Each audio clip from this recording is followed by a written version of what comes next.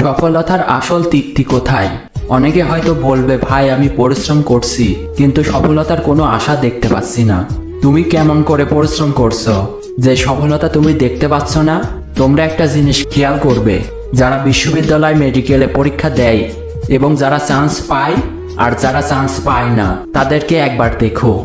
যারা চান্স পায় তারাও পরিশ্রম করে, আর যারা চান্স পায় না তারাও কিন্তু পরিশ্রম করে, কিন্তু তাদের দুইজনের পরিশ্রম করার ধরন থাকে আলাদা।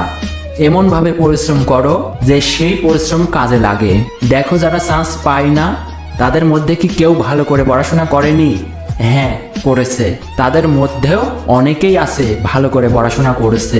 যারা চান্স পায় তাদের থেকেও অনেক বেশি পরিশ্রম করেছে কিন্তু ভর্তি পরীক্ষায় টিকতে পারেনি। কারণ শুধু শুধু পাগলের মতো পরিশ্রম করলেই হবে না, সেই পরিশ্রম করার ধরন থাকতে হবে। তখনই সফলতার আসল তৃপ্তি পাওয়া যায়।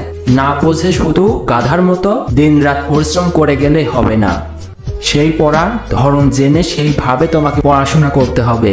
আর তখন দিনরাত পরিশ্রম করলে সেই পরিশ্রমটা কাজে আসবে। ধন্যবাদ।